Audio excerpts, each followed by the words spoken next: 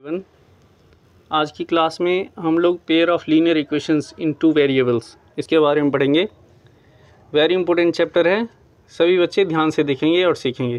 ठीक है बच्चों, पहला कंसेप्ट है इसमें linear equation in two variable. What is linear equation in two variable? An equation of the form ax plus by plus c equals to 0 where a, b and c are real numbers and a and b are not equal to 0 is called linear equation in two variables। ऐसा equation जो ax plus by plus c equals to 0 के form में हो, जहाँ a, b, c real numbers हैं, ठीक है, constant हैं, और a और b जीरो नहीं होना चाहिए, जीरो के अलावा कोई और नंबर होना चाहिए। तो उस तरह का जो इक्वेशन होगा उसको हम बोलते हैं linear equation in two variable. यहाँ पे दो वेरिएबल x और y हैं, इसलिए टू वेरिएबल हो गया। और लीनियर इक्वेशन हम इसलिए इसको कह रहे हैं क्योंकि इसकी जो डिग्री है वो 1 है। डिग्री क्या होती है? जो वेरिएबल की हाईएस्ट पावर होती है उसे हम डिग्री कहते हैं। तो यहाँ x और y दो वेरिएबल हैं, दोनों की हाईएस्ट पावर 1 है, दोनों की पावर 1 है, देख रहे हैं आप। तो इसलिए ये लीनियर इक्वेशन हो गया, ठीक है। और इसमें दो वेरिएबल हैं, इसलिए linear equation in two variable हो गया। So this is called standard form of linear equation. ये आपको याद रखना है, ये वेरी इंपॉर्टेंट कंसेप्ट है, standard form of linear equation. जब आप क्वेश्चंस को सॉल्व करेंगे तो स्टैंडर्ड फॉर्म में कई बार कन्वर्ट करना पड़ेगा। तो जो भी इक्वेशन दिया होगा उसको हम ax plus b y plus c equals to 0 के फॉर्म में कन्वर्ट करेंगे, ठीक है। जब भी स्टैंडर्ड फॉर्म में कन्वर्ट करना होगा, इक्वल टू के राइट हैंड साइड में 0 लिखना होता है और बाकी सबको लेफ्ट हैंड साइड में लाना होता है। For example 2x plus 3y plus 5 equals to 0 ए की लीनियर इक्वेशन है, ये स्टैंडर्ड फॉर्म में है। यहाँ पे a की वैल्यू कितनी है 2, b की वैल्यू कितनी है 3 और c की वैल्यू कितनी है 5। x के साथ जो भी नंबर मल्टीप्लाई में होगा उसको हम a मानेंगे, y के साथ जो भी नंबर मल्टीप्लाई में होगा उसको हम b मानेंगे, और जो कांस्टेंट होता है उसको हम c मानेंगे। ये चीज़ समझ आ रहा है? अगर बाई चांस कोई नंबर नहीं होता है तो फिर उसकी वैल्यू 1 मानते हैं, 1 हमेशा होता है। जैसे मान लीजिए हमारे पास है x plus 2y plus 4 equals to 0। तो यहाँ पे x के साथ कोई नंबर नहीं लिखा है, लेकिन जब कोई भी नंबर नहीं होगा तो हम हमेशा क्या मानेंगे 1। यानी a की वैल्यू यहाँ पे कितनी हो जाएगी 1, b की वैल्यू कितनी हो जाएगी यहाँ पे 2, c की वैल्यू कितनी हो जाएगी 4। आई होप आपको समझ आ रहा होगा। अगर यहाँ पे माइनस आ जाए, मान लीजिए किसी क्वेश्चन में माइनस आ जाता है, जैसे मान लीजिए 2x minus y minus 4 equals to 0 है। Now what is the value of a? a की वैल्यू कितनी होगी 2, b की वैल्यू कितनी हो जाएगी -1। हमें साइन के साथ लेना है क्योंकि b क्या होता है, जो y के साथ मल्टीप्लाई में जो भी नंबर होता है उसे हम b मानते हैं, लेकिन y के साथ कोई भी नंबर दिख नहीं रहा है, तो जब कोई भी नंबर नहीं होगा तो हम 1 मानेंगे, तो -1, और यहाँ आगे माइनस है तो -1। And what is the value of c? c की वैल्यू कितनी हो जाएगी -4। ये चीज़ समझ आ रहा है? a, b और c फाइंड करना सभी को आना चाहिए। इस चैप्टर में बहुत सारे क्वेश्चंस हैं जिसमें आपको a, b और c फाइंड करना है। ये चीज़ सबको समझ आ रहा है?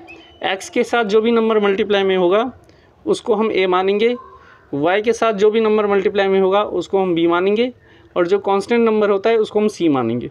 इन केस कोई भी नंबर अगर नहीं होता है तो हम उसकी जगह 1 मानते हैं, ठीक है। Next topic is pair of linear equation in two variables.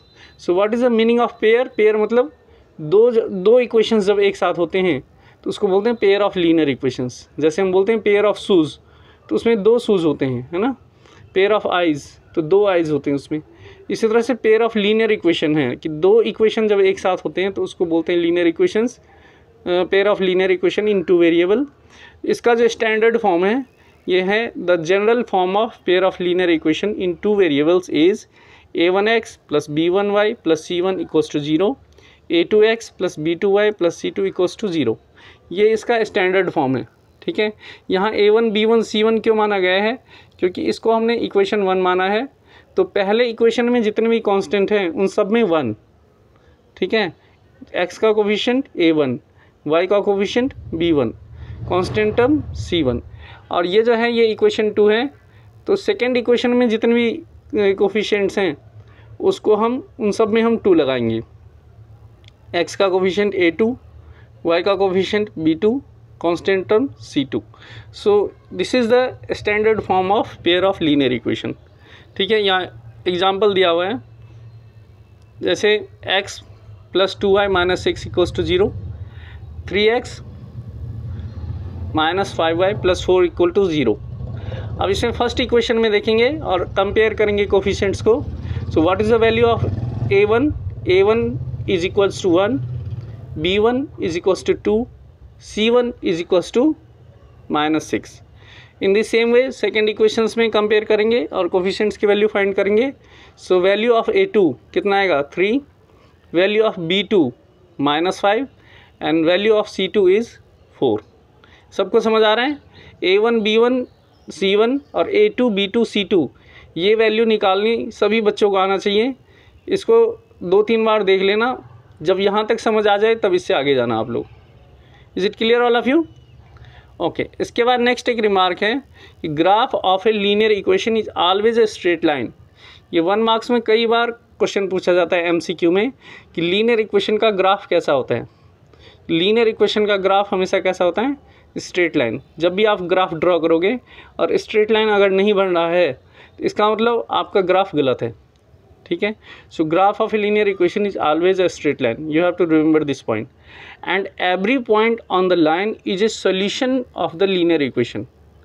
ठीक है, उस लाइन के ऊपर जितने भी पॉइंट्स होते हैं वो उस इक्वेशन का सोल्यूशन कहलाता है। ठीक है, एक लाइन बनाएंगे तो उसके ऊपर तो इनफाइनाइट पॉइंट्स होते हैं, तो जो भी पॉइंट होंगे वो उसका एक क्या कहलाएगा? Solution. So what is the meaning of solution? Solution क्या होता है? सोल्यूशन एन ऑर्डर्ड पेयर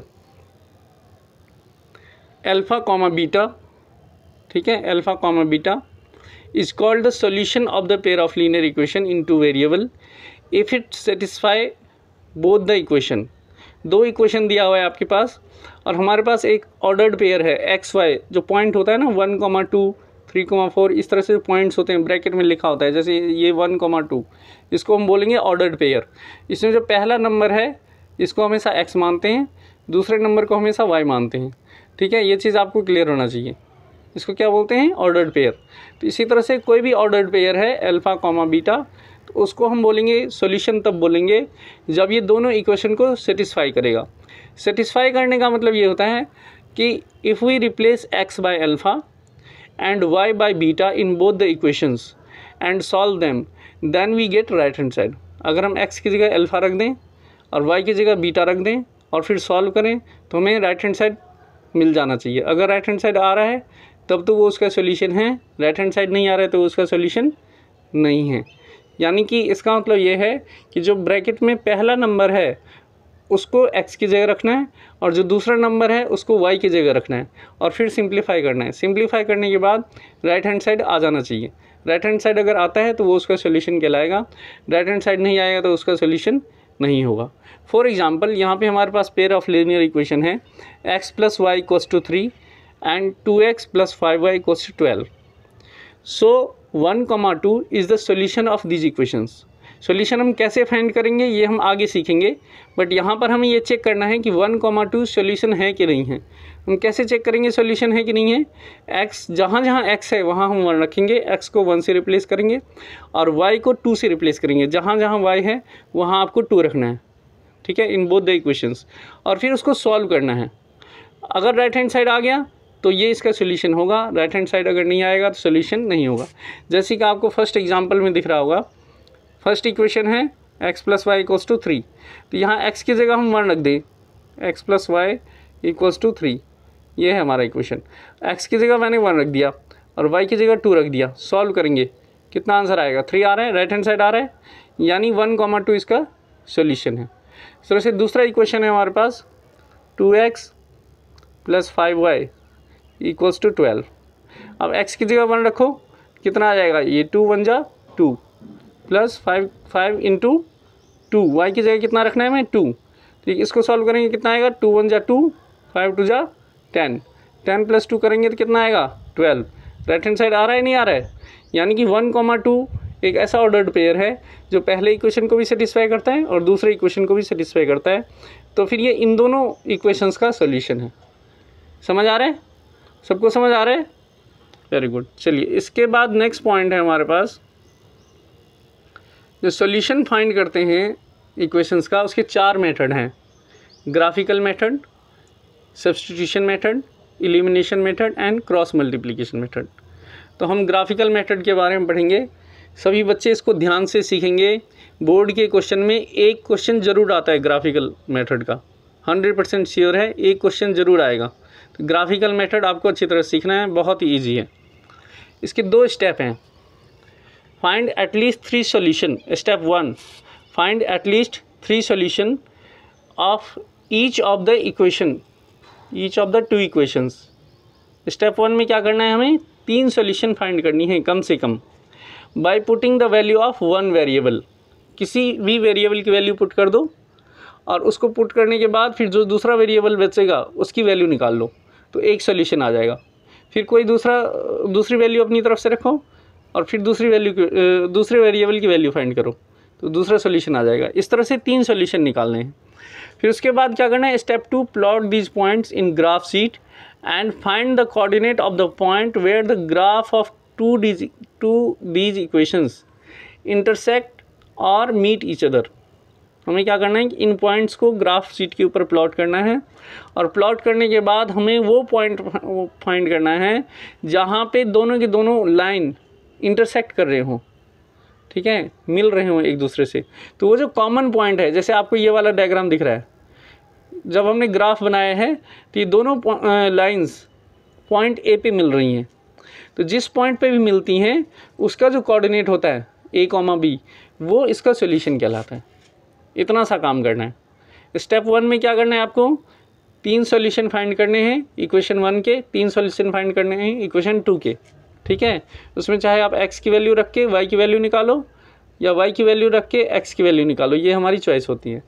फिर स्टेप 2 में क्या करना है कि जो सॉल्यूशन, जो पॉइंट्स हमने फाइंड किए हैं उन पॉइंट्स को ग्राफ शीट के ऊपर प्लॉट करना है और दोनों इक्वेशंस का लाइन ड्रॉ कर देनी है। वो दोनों की दोनों लाइन जहाँ पे इंटरसेक्ट करेंगी एक दूसरे को, वो पॉइंट उसका सॉल्यूशन कहलाता है। उसका जो कोऑर्डिनेट होगा वो उन दोनों इक्वेशंस की सॉल्यूशन होती है, ठीक है। अब जब हम ग्राफ ड्रॉ करेंगे तो 3 केसेस हो सकते हैं। देयर आर 3 केसेस, ठीक है। While plotting the graph the following cases are arises.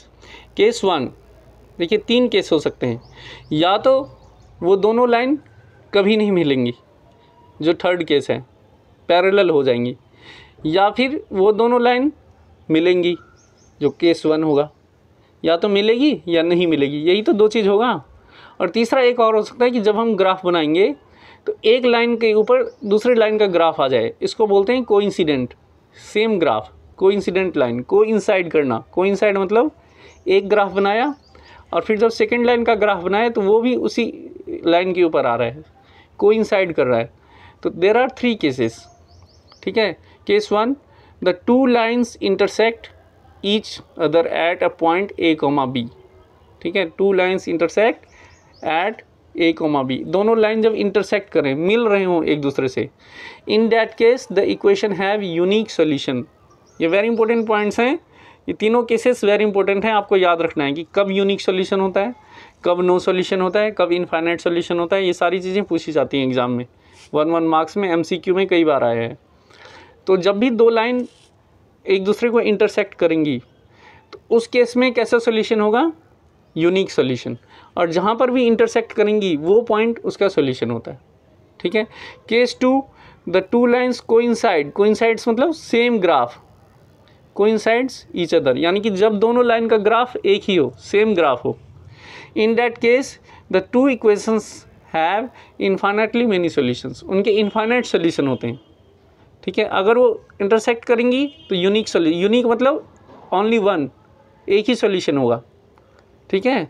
और जब कोइंसिडेंट लाइन होगा तो फिर कितने सॉल्यूशन होंगे, इन्फाइनाइट सॉल्यूशन।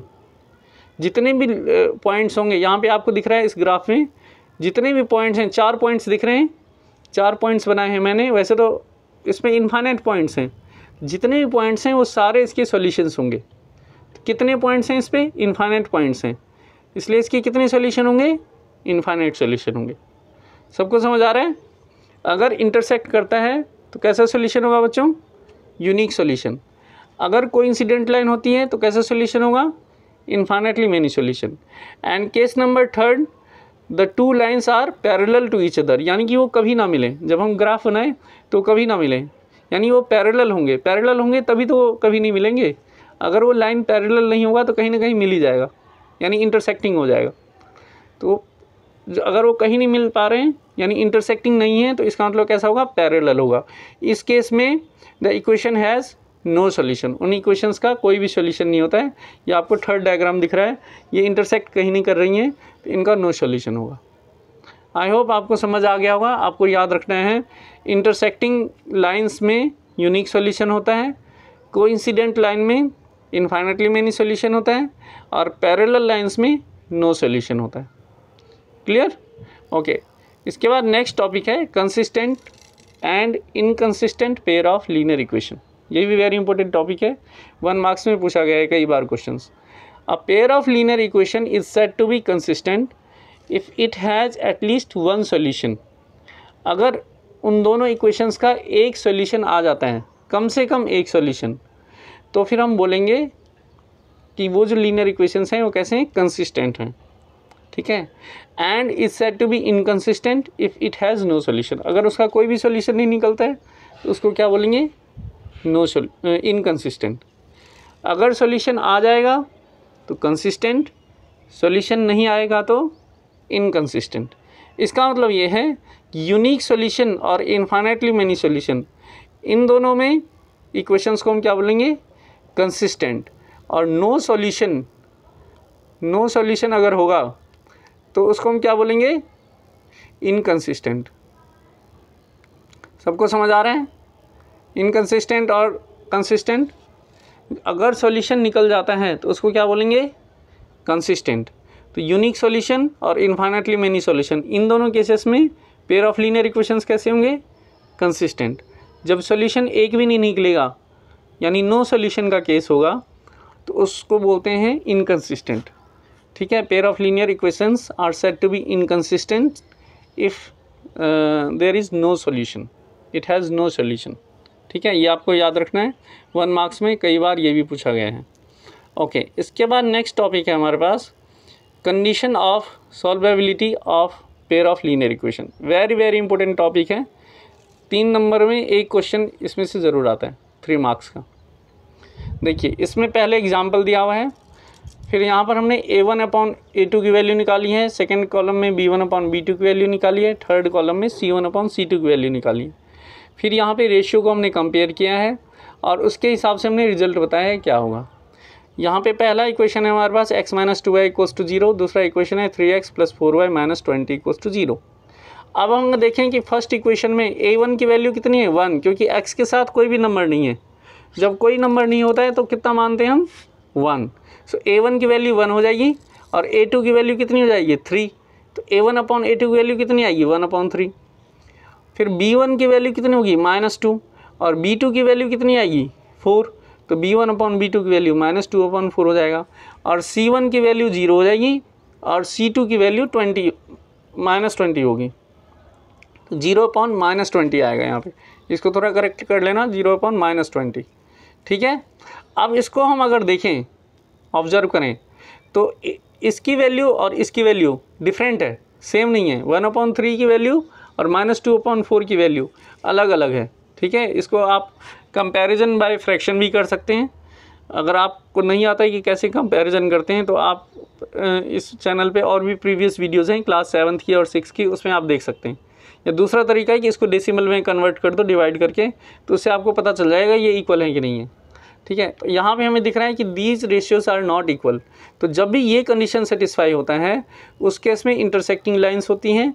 ग्राफ अगर हम बनाएंगे इसका तो इंटरसेक्टिंग लाइन्स होगी, और इंटरसेक्टिंग लाइन्स के केस में यूनिक सॉल्यूशन होता है। अब क्वेश्चन ये है कि हमें इस कंडीशन की ज़रूरत क्या है, हम क्यों इस कंडीशन को फाइंड करना चाह रहे हैं। इसकी ज़रूरत ये है कि अगर ये कंडीशन हमारे पास ना हो तो हमें बार बार ग्राफ बनाना पड़ेगा, और ग्राफ बनाकर चेक करना पड़ेगा कि इंटरसेक्टिंग लाइन्स हैं या फिर पैरेलल लाइन्स हैं या फिर कोइंसिडेंट लाइन है। अगर हमारे पास ये कंडीशन है तो हमें ग्राफ बनाने की ज़रूरत नहीं है, हम इस कंडीशन को चेक करेंगे। अगर पहला कंडीशन आ रहा है तो हम क्या देंगे, इंटरसेक्टिंग लाइन, इसका ग्राफ इंटरसेक्टिंग लाइन्स होगा, और इस केस में एग्जैक्टली 1 सोल्यूशन होगा, यानी यूनिक सोल्यूशन होगा। ठीक है। इस तरह से अब सेकेंड एग्जाम्पल हम देखें, इसमें 2x + 3y - 9 = 0, 4x + 6y - 18 = 0। इसमें a1 की वैल्यू 2 है, a2 की वैल्यू 4 है, सो a1/a2 कितना आ जाएगा 2/4। b1 की वैल्यू 3 है, b2 की वैल्यू 6 है, b1/b2 की वैल्यू 3/6 आ जाएगी। c1 की वैल्यू -9 है, c2 की वैल्यू -18 है। अब इन सब को अगर आप सॉल्व करें तो 2/4 इसको सॉल्व करोगे तो कितना आएगा 1/2, 2 1 जा 2, 2 जा 4। 3/6 इसको आप सॉल्व करेंगे तो इसका आंसर भी 1/2 आएगा। -9/-18 इसको सॉल्व करोगे तो इसका आंसर भी 1/2 आएगा। इन तीनों का आंसर सेम आ रहा है, यानी कि ये वाला कंडीशन हमारा सेटिस्फाई हो रहा है। a1/a2 = b1/b2 = c1/c2। जब तीनों रेशियो इक्वल हो जाते हैं, तीनों की वैल्यू सेम हो जाती है, तो इस केस में जो लाइंस का ग्राफ होता है वो कैसा होता है, कोइंसाइड करती हैं, सेम ग्राफ होता है। ठीक है, जब तीनों रेशियो सेम हो जाएंगी तो ग्राफ कैसा हो जाएगा, कोइंसिडेंट। ठीक है, कोइंसिडेंट लाइंस होंगी। और इसके कितने सॉल्यूशन होंगे, इनफाइनाइट सॉल्यूशन होंगे, इनफाइनाइटली मेनी सॉल्यूशन। समझ आ रहा है सबको? वेरी इंपॉर्टेंट टेबल है, ये आपको याद रखना है कि कौन सी कंडीशन है, उसका ग्राफ कैसा होगा, उसके कितने सॉल्यूशन होंगे, ये तीनों पॉइंट याद रखने हैं आप। Okay, third example is x + 2y - 4 = 0, 2x + 4y - 12 = 0। अब देखिए इसमें x के साथ कोई नंबर नहीं है तो हम कितना मानेंगे 1, a1 1 हो जाएगा, a2 की वैल्यू 2 हो जाएगी, a1/a2 की वैल्यू 1/2 आ गई। फिर b1 इसमें 2 है, b2 की वैल्यू 4 है तो इसमें 2/4 हो जाएगा, b1/b2 की वैल्यू 2/4 हो जाएगा। c1 की वैल्यू -4 है, c2 की वैल्यू -12 है, c1/c2 -4/12 हो जाएगा। अब हम इसको अगर देखें तो 1/2 और 2/4 इसको सॉल्व करेंगे तो 2/4 इसकी वैल्यू भी 1/2 आएगी, नहीं आएगी, इसकी वैल्यू भी 1/2 आएगी। 2 1 जा 2, 2 2 जा 4, यानी कि ये वाला और ये वाला इन दोनों की वैल्यू सेम है। लेकिन अगर इसको सॉल्व करें -4/-12 तो इसका कितना आ जाएगा 1/3, 4 1 जा 4, 4 3 जा 12, यानी कि फर्स्ट और सेकंड वाला सेम है, थर्ड वाला डिफरेंट है। यानी ये कंडीशन सेटिस्फाई हो रहा है, a1/a2 = b1/b2 is not equal to c1/c2। ठीक है, दोनों सेम हो रहे हैं, फर्स्ट और सेकंड सेम है, थर्ड वाला डिफरेंट है। तो जब भी ये कंडीशन सेटिस्फाई होता है तो उस केस में लाइंस कैसे होते हैं, पैरेलल लाइंस। उनकी ग्राफ अगर बनाओगे तो कैसा ग्राफ बनेगा, पैरेलल लाइंस की ग्राफ बनेगी। ठीक है, और पैरेलल लाइंस के केस में कैसा सोल्यूशन होता है, नो सोल्यूशन। समझ आ रहा है सबको? ये वाला टेबल वेरी इंपॉर्टेंट टेबल है, 3 मार्क्स का एक क्वेश्चन आता है। अभी एक क्वेश्चन मैं बता रहा हूँ आपको, बोर्ड में ज़रूर आता है एक क्वेश्चन। सभी बच्चे इस टेबल को अच्छी तरह से समझ लेना, फिर आगे आप बढ़ना। ठीक है, जैसे ये क्वेश्चन है CBSE 2008 में आया है और भी कई बार आया है एग्जाम में ये। Find the value of a and b for which the following system of linear equation has infinite number of solution. ठीक है, अब यहाँ भी 2 इक्वेशन दी हुई हैं, 2x + 3y = 7 और सेकेंड इक्वेशन इज़ दिस। ठीक है, अब हमें a और b की वैल्यू फाइंड करनी है। तो हम a और b की वैल्यू फाइंड तब कर सकते हैं जब हमें ये पता हो कि इनफाइनाइट नंबर ऑफ सॉल्यूशन की कंडीशन क्या है। ठीक है, क्या कंडीशन बताई थी मैंने इनफाइनाइट नंबर ऑफ सॉल्यूशन की?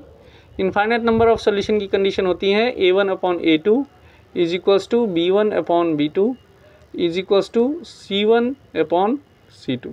This is the condition of infinite number of solution. तो ये कंडीशंस आपको याद होगा तभी आप क्वेश्चन इस तरह के क्वेश्चंस को सॉल्व कर सकते हैं। एग्ज़ाम में इस तरह के क्वेश्चंस ज़रूर आते हैं, तो सभी बच्चे इस टेबल को याद करेंगे पहले अच्छी तरह से, समझेंगे, समझने के बाद आपको अपने आप ही याद हो जाएगा।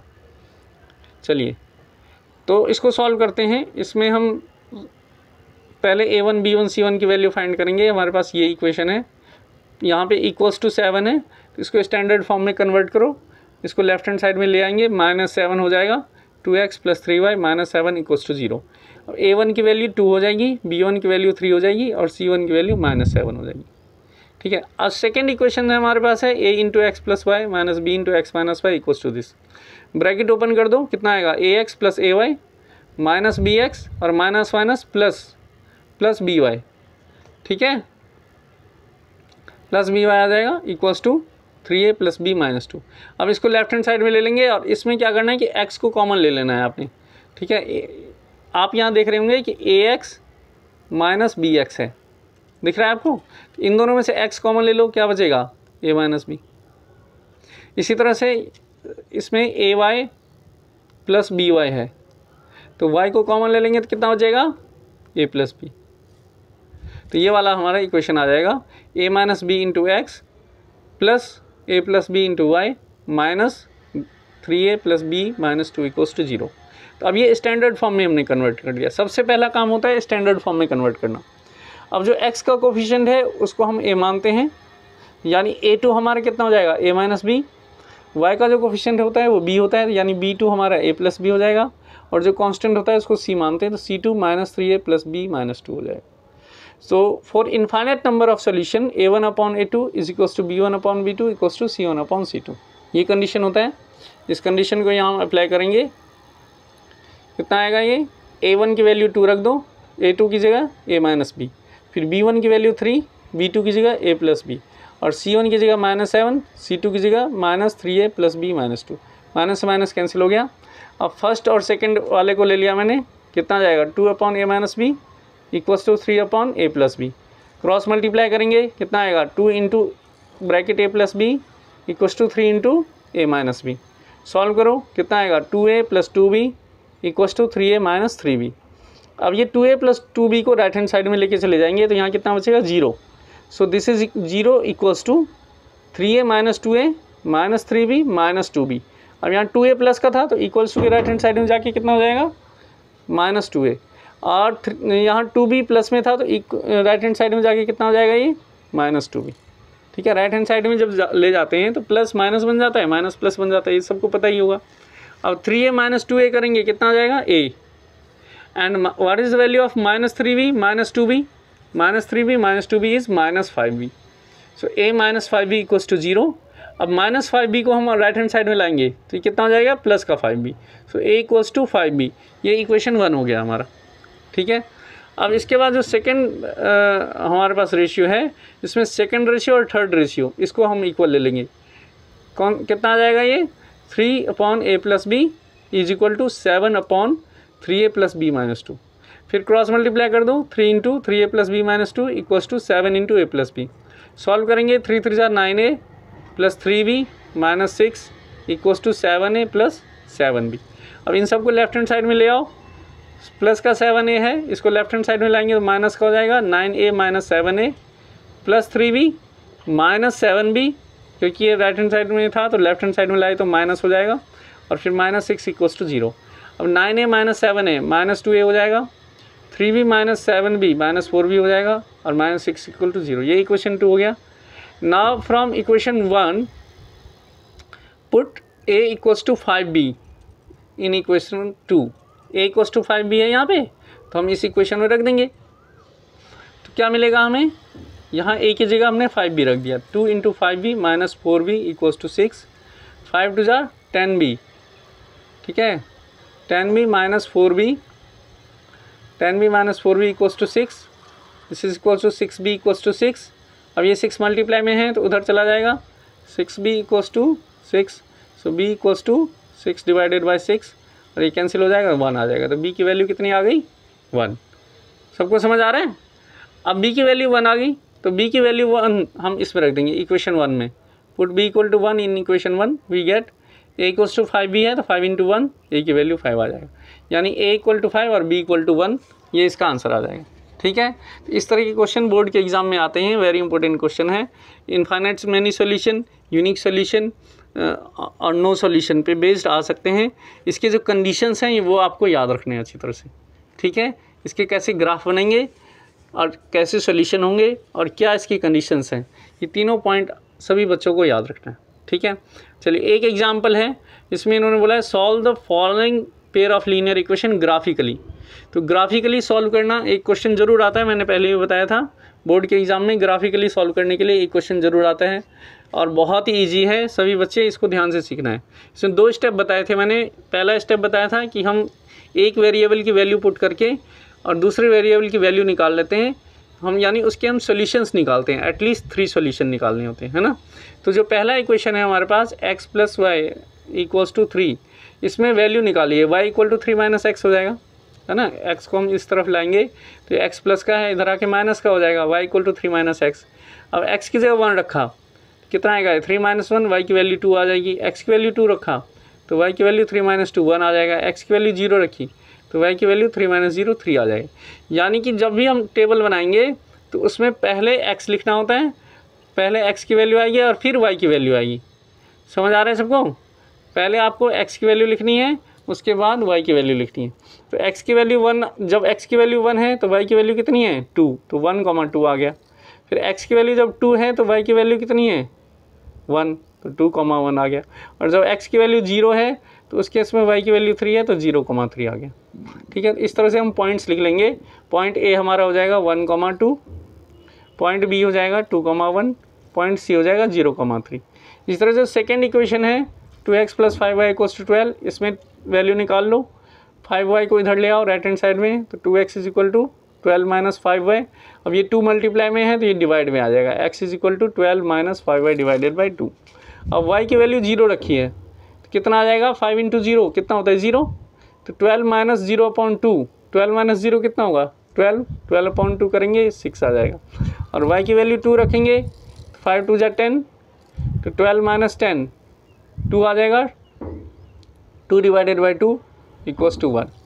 ठीक है, सो यहाँ पर हम दूसरा टेबल बना लेंगे। x की वैल्यू जब 6 है, x की वैल्यू जब 6 है तो y की वैल्यू कितनी है 0। ठीक है, ध्यान से देखेंगे, x की वैल्यू इस टेबल को देखेंगे, x की वैल्यू जब 6 रखा है तो y की वैल्यू कितनी आ रही है 0, तो 6, 0 1 पॉइंट हो जाएगा। और x की वैल्यू जब 1 है तो y की वैल्यू कितनी आ रही है 2, तो 1, 2 हो जाएगा। तो पॉइंट D 6, 0 और पॉइंट E 1, 2 लिख लेंगे। ठीक है, इसमें भी तीसरा सोल्यूशन निकालना है, तीन सोल्यूशन निकालने हैं। इसमें मैंने 2 ही निकाले हैं, आपको 3 सोल्यूशंस निकालने हैं। ठीक है, तो स्टेप 1 सबको समझ आ रहा है। एक वेरिएबल की वैल्यू निकाल लेते हैं इन टर्म्स ऑफ अदर, और एक वेरिएबल की वैल्यू पुट करते जाएंगे अपनी तरफ से और दूसरे वेरिएबल की वैल्यू निकलती जाएगी, तो इस तरह से सोल्यूशन आ जाएगा। जो सेकंड इक्वेशन है इसमें आपको एक चीज़ ध्यान रखना है कि जो हमने फाइंड की है x = 12 - 5y / 2, ये इक्वेशन है। तो इसमें y की वैल्यू यहाँ पे हमें ऐसे रखनी चाहिए जिससे कि सॉल्व करके न्यूमरेटर में ऐसा नंबर आ जाए जो 2 के टेबल में आता हो। जैसे मान लीजिए y की वैल्यू अगर मैंने 1 रख दिया तो फिर x की वैल्यू कितनी आ जाएगी 12 - 5 1 × 5/2, 12 - 5 कितना आ जाएगा 7/2, 7/2 इसको सॉल्व करेंगे तो 3.5 आ जाएगा। अब 3.5 को ग्राफ में प्लॉट करने में कुछ बच्चों को प्रॉब्लम आती है, हम करने के लिए तो कर सकते हैं, कोई प्रॉब्लम वाली बात नहीं है, लेकिन कई बच्चों को दिक्कत आती है। तो दिक्कत ना आए इसलिए मैंने 1 ना रख के 2 रख दिया। अगर हम 2 रख देंगे तो कितना हो जाएगा 5 × 2 = 10, और 12 - 10 करेंगे तो 2 आ जाएगा, जो 2 के टेबल में आता है, 2 से 2 कैंसिल हो जाएगा। यानी y की वैल्यू ऐसे रखनी है, यहाँ पे जो भी वेरिएबल होगा उसकी वैल्यू ऐसे रखनी है ताकि इस ऊपर वाले नंबर को सॉल्व करके ऐसा नंबर आए जो 2 के टेबल में, यहाँ पर जो नंबर हो उसके टेबल में आता हो। ठीक है, ये चीज़ समझ आ रहा है। अगर 2 है यहाँ पे तो इसको सॉल्व करके ऐसा नंबर आए जो 2 के टेबल में आता हो। यहाँ अगर 3 है, मान लीजिए यहाँ अगर 3 है डिनोमिनेटर में, तो इसको सॉल्व करके ऐसा नंबर आए जो 3 के टेबल में आता हो। तो इससे प्लॉटिंग करने में आसानी होगी। वैसे हम कोई वैल्यू रख दें, मैथमेटिकली सारी चीज़ें सही है, कोई प्रॉब्लम नहीं है। ठीक है, आपको कैलकुलेशन इजी हो इसलिए ये चीज़ बताया गया है कि ऐसी वैल्यू रखनी चाहिए जिससे सॉल्व करके वो नंबर आए जो डिनोमिनेटर से पूरा कट जाए, डेसिमल का चक्कर ना हो। ठीक है बच्चों, समझ आ रहा है ये चीज़। चलिए अब इसको हम प्लॉट करेंगे ग्राफ में। देखिए आपको ऐसे करना है प्लॉट। ये ग्राफ शीट दिख रही है सभी बच्चों को। ग्राफ शीट पे आपको ये प्लॉट करना है, जैसे मैंने बनाया है ऐसे प्लॉट करके, और इस क्वेश्चन के नीचे पेस्ट करना है फेयर कॉपी में। जब आप फेयर कॉपी में काम करेंगे तो पहले क्वेश्चन लिखेंगे, क्वेश्चन लिखने के बाद फिर आप ये सारा काम करेंगे, सॉल्यूशन फाइंड करेंगे। सॉल्यूशन फाइंड करने के बाद ये जो नीचे स्पेस बचा है इस स्पेस में इस ग्राफ को पेस्ट करना है। तो पहले एक एक्स एक्सेस बनाओ, फिर एक वाई एक्सेस बनाओ, और यहाँ पे ओ लिख देंगे हम। दिख रहा है यहाँ पे ओ लिखना है आपने, ओरिजिन। ठीक है, और यहाँ पे पॉजिटिव एक्स, इधर नेगेटिव एक्स। बुक में एक्स एक्स डैश लिखा हुआ है, हम प्लस माइनस एक्स लिखते हैं। प्लस माइनस एक्स लिखने से इजी रहता है। पॉजिटिव एक्स, नेगेटिव एक्स, और ऊपर पॉजिटिव वाई, ठीक है, यहाँ पे पॉजिटिव y और नीचे नेगेटिव y। ये काम तो सब में करना ही है। अब हमारा पहला पॉइंट है a, इसकी वैल्यू कितनी है 1,2, तो हम यहाँ पे प्लॉट कर देंगे 1,2। पॉइंट a दिख रहा है आपको, 1 के ऊपर 2 के स्ट्रेट, 1 के ऊपर ऐसे जाएंगे और 2 को ऐसे बढ़ाएंगे तो यहाँ पे 1,2 आ जाएगा। दोनों लाइन जहाँ पे मिलती हैं 1, 2। ठीक है, समझ आ रहा है सबको। फिर दूसरा है हमारा इसमें पॉइंट 2,1, एक्स एक्सेस पे 2, ये तो हो गया हमारा 2 और ये हो गया 1, 2,1 पॉइंट बी आ गया। तीसरा पॉइंट है 0,3, यानी एक्स एक्सेस पे 0 और वाई एक्सेस पे 3, ये 0। थर्ड पॉइंट क्या है हमारा 0,3, तो एक्स एक्सेस पे 0, वाई पे 3, हाँ तो ये 0,3 आ जाएगा। ठीक है, सी पॉइंट आ गया। अब ए बी सी पॉइंट आ गया, इसको इन तीनों से पास करते हुए एक स्ट्रेट लाइन ड्रॉ करना है। ये बिल्कुल स्ट्रेट होनी चाहिए। मैंने अभी बताया था कि ग्राफ जो होता है स्ट्रेट लाइन, उसका लीनियर इक्वेशन का, वो कैसा होता है, स्ट्रेट लाइन होता है। तो इसका ग्राफ कितना आ जाएगा, ये कि स्ट्रेट लाइन बनेगी। ठीक है, यहाँ पर इसका हम इक्वेशन लिख देंगे कि ये जो लाइन है ये किस इक्वेशन का ग्राफ है, ये लिखना होता है। ठीक है, इसी तरह से जो सेकंड लाइन है, इसमें पहला पॉइंट है हमारा D 6,0। ठीक है, तो इसको प्लॉट करना है आपने 6,0 यहाँ पे आ जाएगा। ठीक है, ये हो गया 6,0 और पांचवा पॉइंट है 1,2। ठीक है, ई पॉइंट नंबर ई जो है ये 1, 2 है, तो हम इसको भी यहाँ पे प्लॉट कर देते हैं। पॉइंट ई ये हो गया 1, 2। ठीक है, सबको दिख रहा है ये 1, 2। अब यहाँ डी और ई को ज्वाइन करते हुए एक लाइन ड्रॉ करनी है बाय यूजिंग स्केल, और इसके ऊपर भी इक्वेशन लिख देना है कि ये जो लाइन है ये किस इक्वेशन का ग्राफ है। ठीक है, अब हमें ये दिख रहा है कि दोनों की दोनों लाइन जो हैं पॉइंट ई पे इंटरसेक्ट कर रही हैं। ठीक है, तो इसका सोल्यूशन क्या हो जाएगा 1,2। ठीक है, hence the solution of the pair of equation is x = 1 and y = 1। ये मैंने ग्राफ शीट में इसलिए लिखा है क्योंकि स्पेस नहीं बचा हुआ था। ये जो लाइन है ये आपको इस ग्राफ शीट के नीचे लिखना है। ठीक है, solution of the pair of linear equations is x = 1 and y = 2। ठीक है, सबको समझ आ रहा है अच्छी तरह से। तो इसके बेसिस पे आपको एक्सरसाइज 3.1 और 3.2 ये दोनों एक्सरसाइज करने हैं। ये होमवर्क है। आप सभी बच्चे क्या करेंगे, कॉपी में पहले इन कंसेप्ट्स को लिखेंगे, जो भी एक्सप्लेन किया गया है उसको कॉपी में लिखना है। उसके बाद एक्सरसाइज 3.1 और 3.2 आपको फिर कॉपी में करनी है। किसी भी बच्चे को कोई भी प्रॉब्लम आती है तो आप कमेंट बॉक्स में मेंशन करेंगे और फिर मैं उसका सोल्यूशन आपको सेंड करूँगा। ठीक है बेटा, थैंक्स फॉर वॉचिंग।